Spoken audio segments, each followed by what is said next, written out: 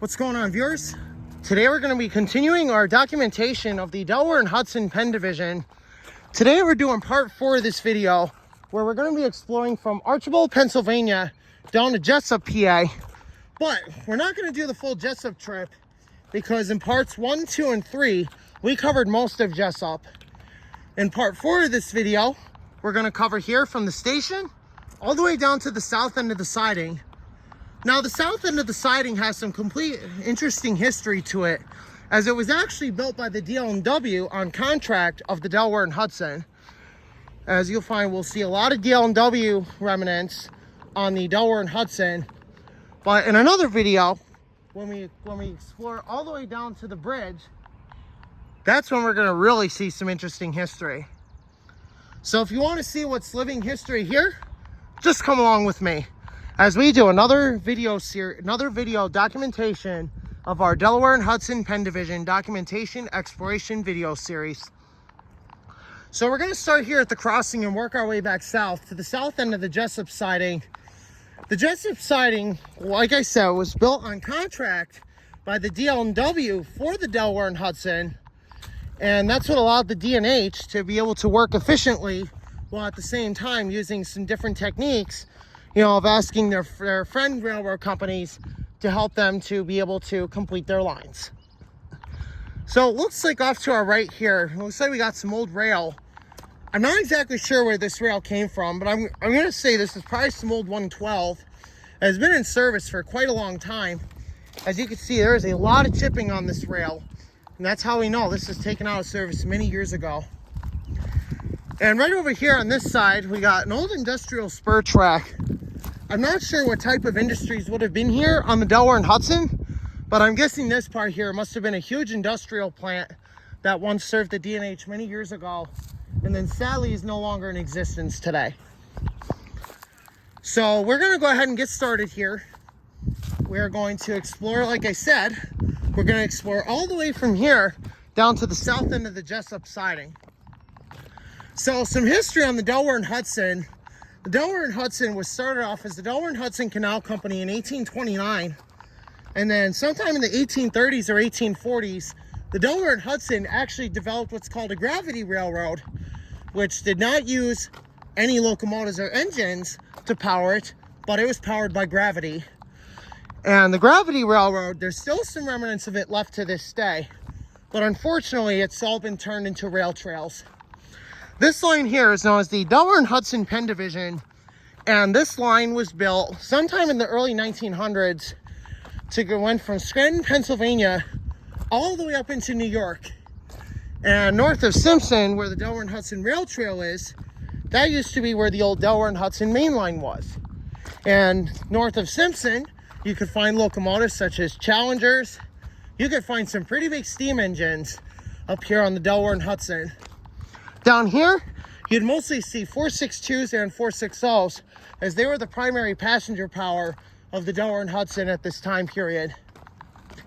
And coming off here again, it looks like we got a second spur, which unfortunately is no longer in use. So you can see at the switch right here, they did cut the rails, which is kind of sad. They did remove one of the rails. So sadly, this spur here is no longer in use. Here's a track view of the spur. Now, sadly, this is not in use anymore, like I said. They only use this track now, but very sparingly. These tracks are in really rough shape, and the tracks themselves are actually pretty old, too. So we are going to take a look here and see if we can find anything interesting on these rails.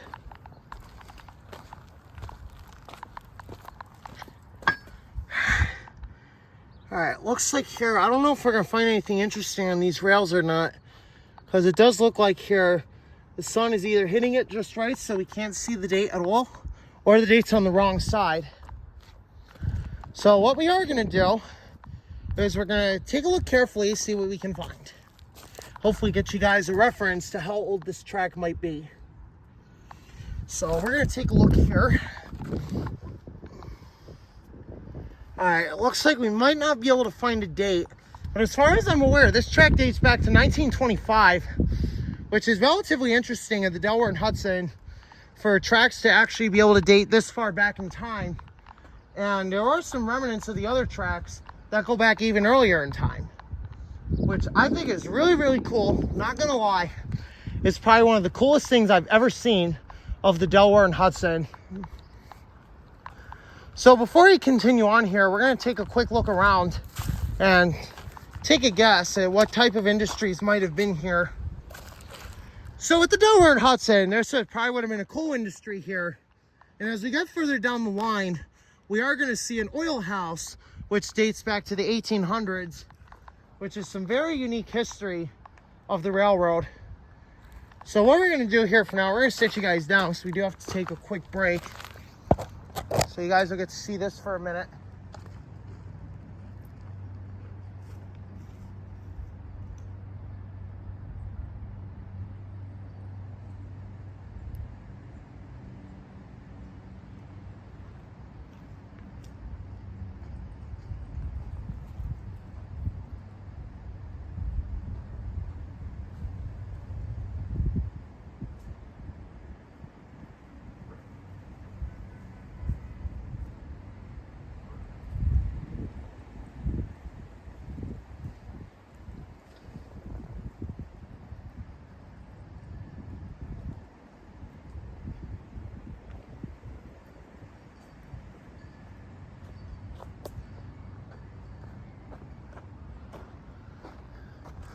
All right, so we did have to take a little break because it is hot out here today. If I had to guess how hot it was, I'm going to say it's probably close to 85 degrees, as it is very hot out today. I've been sweating the whole way up. We're probably going to be sweating the whole way back, and it's going to be an interesting one today. So as we continue exploring the Delaware and Hudson, we're going to do what we can, try to conserve how much water we have. So it looks like here we might be able to get a date off this spur track. And if I remember correctly, last time I checked, this dated back to 1925. So we are going to take a look here, see if we can figure anything out. All right, looks like we got a date right here. We'll try and make out what it is. Yeah, it looks like we got a date in... Yeah, there is a date here. And it looks like we do have a date in 1925. So we have confirmed how old this track is. So 1925 dates back on 99 years ago. So that's how old this track really is. Which is very interesting because there's not many tracks like this that are left that actually date back to the 1920s. So we're going to continue working our way south here as we continue exploring and keep showing you guys some history of the Delaware and Hudson. So as you guys can see here, we are up to 112 RE rail. And most of the 112 RE I'd seen up here, as we see in the first few videos, was either from 1941, 1938, or 1944. And then further down near the siding, we actually have 115 RE rail from either 1951, 1952, or 1957, depending on which part we're looking at. So we're going to continue working our way south here. And at one point in time, this is actually a double track main line. The Delaware and Hudson actually had two tracks. So the track has obviously been realigned in spots for the center. But over here, this would have been the second track that the Delaware and Hudson would have used. And the Delaware and Hudson also shared routes with the New York, Ontario, and Western Railroad. And a lot of times, New York, Ontario, and Western trains could be seen on these tracks here of the D&H. Now, sadly, there's not much of the D&H left. There is one engine that survived, and it's still in original paint. It is a Baldwin RF-16 Shark Nose, and those are some really cool looking locomotives. Now, a lot of them were built by Baldwin for the Pennsylvania Railroad, the Delaware and Hudson, quite a few other major carriers. So we are going to keep going here and see what we can find. See if we find anything else that's worthy of note, or it could be very interesting of the Delaware and Hudson. So off to our left here, this is the new power plant. The DL actually hauled a generator up here. And this power plant is not a nuclear power plant. this is a natural gas power plant. So it's cleaner burning fuel, less people to be killed if it does blow up for some reason. But hopefully this power plant won't blow up, because they designed this as, look at that, guys. We got a little bumblebee here. Looks like she's trying to find a place to nestle in from the heat. So it looks like here we're coming upon a bridge. I'm not exactly sure what this one is. I believe it is a tributary of the Lackawanna River. The Lackawanna River does flow up this way. It flows all the way from, I believe, up somewhere in upstate PA. And then it goes down to the Susquehanna River in Pittston. So it looks like here, we might be able to find a date on these rails for you. So we are going to take a look, see if we can find one on these rails. I don't know what we're going to find. Alright, looks like here, looks like we do have a date. Let's see if we can make it out. Actually, it looks like we got heat treating information on this side, so we are going to have to look on the other side of the rail. See if we can get some info here. Alright, here we go. We do have a date. We're going to see what this one is. Looks like here we got BSCO Steelton. Looks like we got date 1941 on this rail. So this is actually pretty common on the D&H, as this track was upgraded in the late 1930s. So it would make sense. We got a 1941 rail here. All right. So it looks like and it looks like here we got remnants of the second track, which I didn't even know were still here, because I thought when the Delaware and Hudson got ripped up, that all the spans got ripped out too. But it looks like this one here did survive. It's obviously in much worse condition than the other one. So we're gonna see if we can cross it. And if we're too scared to cross it, we're going to we'll take the road bridge. All right, yeah, it looks like we are gonna have to take the road bridge, so I am a little too scared to try to cross it. So we're gonna take the road bridge. It's much safer. And we'll keep going here and show you guys some history. So here's the tributary down here. And like I said, it does flow into the Lackawanna River. So I guess we can call it a Lackawanna River tributary. So now we know where the second track would have been on this part of the Delaware and Hudson. So this track here would have been considered mainline 1, because this is where the northbound trains would go. And then the other trains would use the southbound track to go back to Scranton. The Delaware and Hudson was a major coal hauling company. The Delaware and Hudson was a major coal hauling company, and there are a lot of strip mines on this track that we are going to take a look at in future videos when we do some look backs of the Penn Division later on. So as we keep going here, we will be coming upon a switch, and that switch itself, I do not know if it was actually built by the Delaware and Hudson or if it was built by the Lehigh Valley.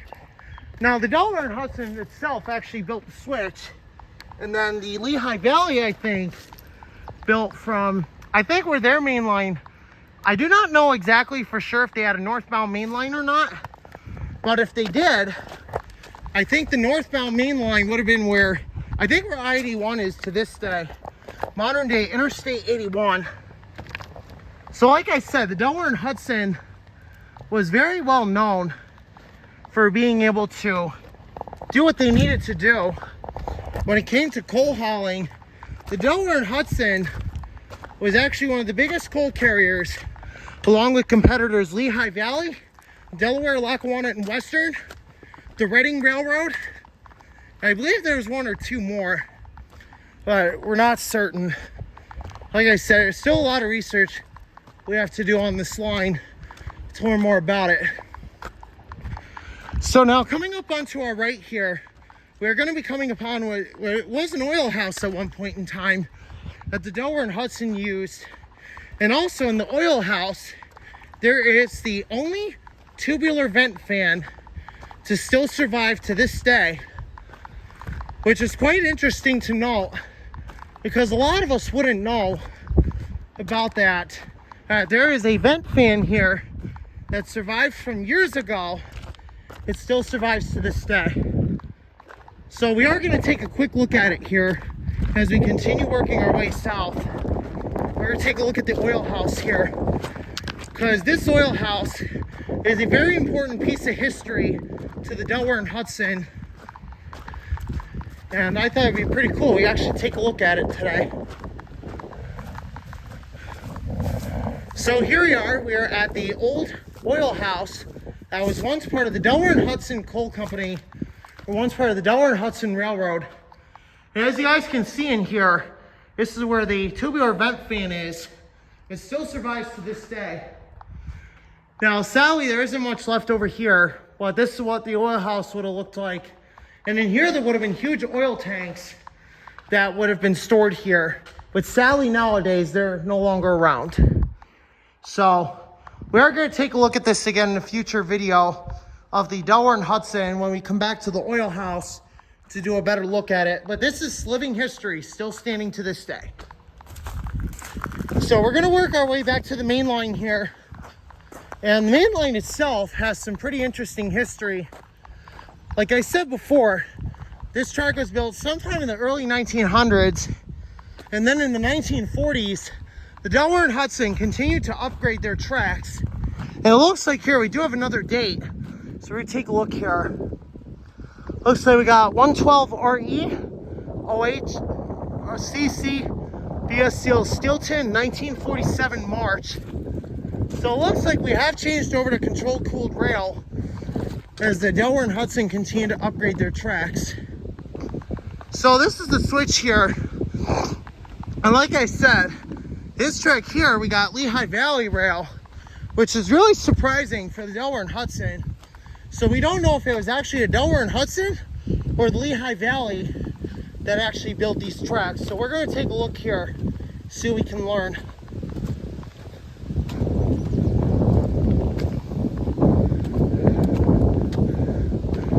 Yeah, we definitely see what's going on here. We got 136 LV rail here. So what we are going to do is we're going to take a look at it, and we're going to see if we can find any dates, figure out how far back this track would have gone, and even get a possible idea of how the track itself could be. Now, we are not exactly sure if the Lehigh Valley actually built it or if it was the Delaware and Hudson that did.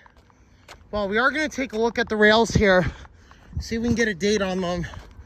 Hopefully be able to get some useful information that will really help in trying to determine who built this. So here we are. We're going to take a look on this track here, see if we can find you a date. And I imagine this track has got to be from the 20s or 30s, going by what we've seen. All right, looks like we might have a date here. Better take a look.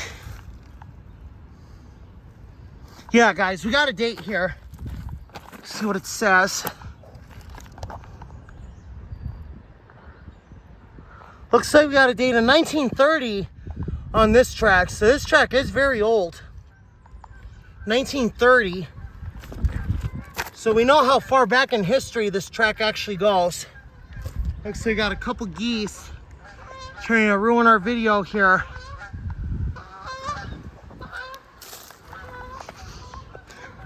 So yeah, we're going to continue on here, keep going south, and we're going to show you guys the Jessup siding, which on this line here, it's a common name even after the town. So we're going to keep going here, see if we can get you guys some information here. So like I said, off to our right would have been the second track of the Delaware and Hudson main line. Even though, yeah, this is the Delaware and Hudson Penn division, sadly, it is no longer considered a main line, even though DL considers it the Carbondale main. This would actually be considered a branch line now, because it only gets used twice a day by the Delaware Lackawanna SC7, which is a unit sand train and probably now a tanker train that runs from Carbondale, Pennsylvania. Oh, look at this. Little tiger, he wants to get in our video here. Little goober.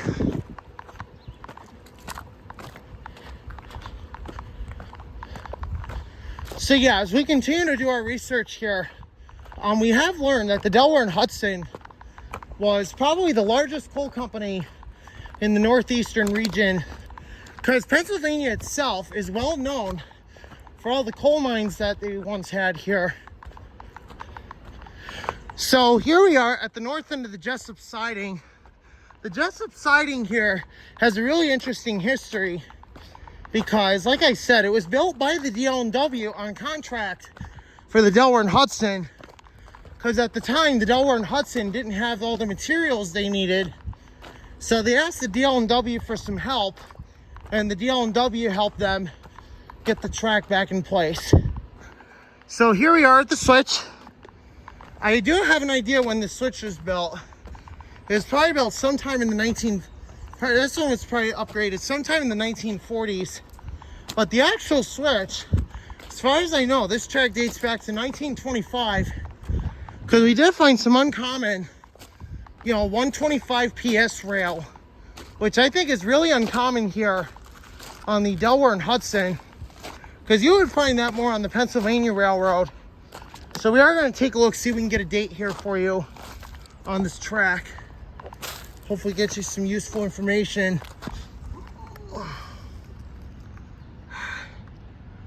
Yeah, it looks like here we got... Alright guys, this track is actually older than I thought. This track dates back to 1916. So that's when the Delaware and Hudson asked the DL&W to help them put the siding in. So that's quite a long time ago for the Delaware and Hudson to be asking the DL&W for help. And it looks like here we do got another date. Should be able to get you guys some info. Yeah guys, 1914. So this track is actually a lot older than I thought, dating back all the way to 1914. And off to our right pretty soon, we should be seeing the former New York, Ontario, and Western route, which paralleled the Delaware and Hudson for most of the journey. It would parallel the D&H. Here we go. All right, let's see here. Looks like we got 308 BSCO Maryland, 1916, 125 pounds PS. So that's actually really uncommon. So we have confirmed the date for 1915, 1916 in BSCO Maryland, which is really weird because this is Steelton Rail and that's Maryland. So that is a very interesting surprise that we have found on the Delaware and Hudson of today. So we're going to keep working our way south here. And as soon as we get to some bigger rail, we're going to try to find more dates. See if we can get you some information of when this track was last upgraded.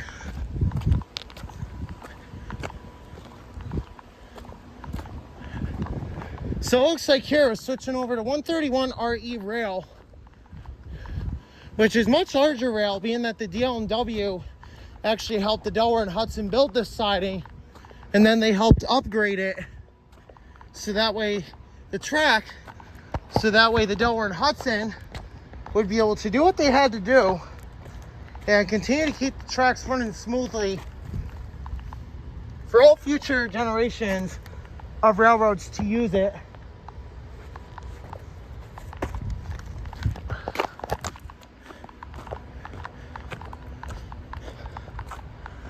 So off to our right here is the Lackawanna River and the former New York, Ontario, and Western roadbed, which is now the Lackawanna River Heritage Trail.